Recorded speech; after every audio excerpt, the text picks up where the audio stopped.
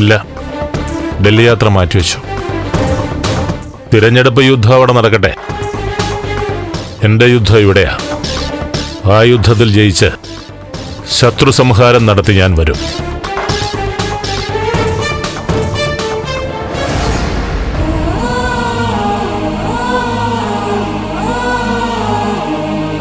ആ പ്രകാശ്, ശരിക്കും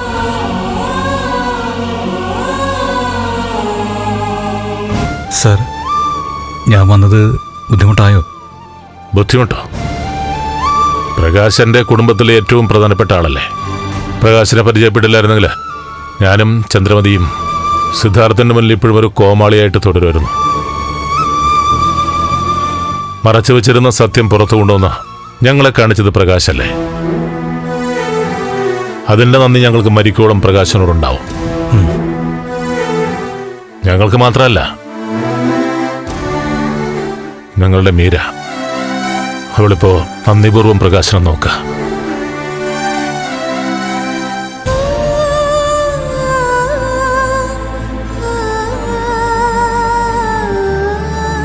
ഞാൻ സാറിന്റെ വാർത്താ സമ്മേളനം കണ്ടിരുന്നു. ചന്ദ്രോത്ത് കുടുംബത്തെ സാറ് ശക്തമായിട്ട് തന്നെ ആക്രമിച്ചു. അത് വാക്കുകൾ കൊണ്ടുള്ള ആക്രമണം. ഇനി നടക്കാൻ പോകുന്നത് പ്രത്യക്ഷത്തിലുള്ള ആക്രമണം. ഞാൻ എൻ്റെ മോളുടെ ആത്മാവിന് വാക്ക് കൊടുത്തിട്ടുണ്ട്. ചന്ദ്രോത്ത് തറവാടിനെ തകർത്ത് തരിപ്പിടമാക്കിയിട്ട് അവിടെ ഒരു കുളം തോണ്ടുവന്ന്. അക്ഷരാർത്ഥത്തിൽ തന്നെ ഞാനത് ചെയ്യും. എല്ലാത്തിനും സാക്ഷിയായിട്ട് പ്രകാശ് ഞങ്ങളുടെ കൂടെ വേണം. ഗിരീഷേട്ടൻ വിവാഹം കഴിക്കാൻ പോകുന്നത് ആ കുടുംബത്തിൽ നിന്നാ.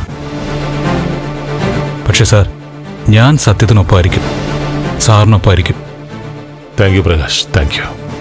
അതിരിക്കട്ടെ സർ, ആ നന്ദൻ എവിടെ ഉണ്ടെന്ന് അറിഞ്ഞോ? ഇല്ല, ഞാൻ പൂട്ടാതിരിക്കാനാണല്ലോ സിദ്ധാർത്ഥനെ ഇവിടെ ഒളിപ്പിച്ചു വെച്ചിരിക്കുന്നത്. പക്ഷെ പ്രകാശ്, സിദ്ധു നന്ദനെ എവിടെ ഒളിപ്പിച്ചാലും ഞാൻ കണ്ടുപിടിക്കും. നന്ദനെ പുറത്തു കൊണ്ടുവരും. അവൻ എനിക്ക് വേണം. അവന് മാത്രമല്ല, ആ ചന്ദ്രോത്തിലെ എല്ലാ മനുഷ്യരും ഞാൻ ഇവിടെ കൊണ്ടുവരും.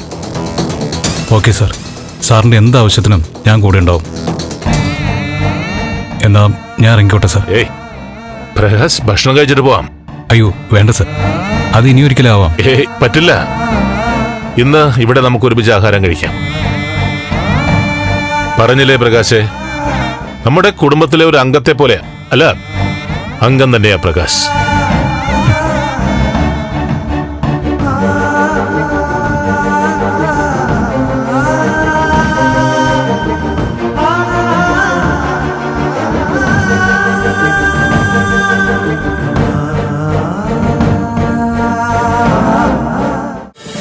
ഫ്ലവേഴ്സ് ഒരുക്കുന്ന കാഴ്ച വസന്തം യൂട്യൂബിൽ പ്രേക്ഷകർക്ക് ലൈവായി കാണാം.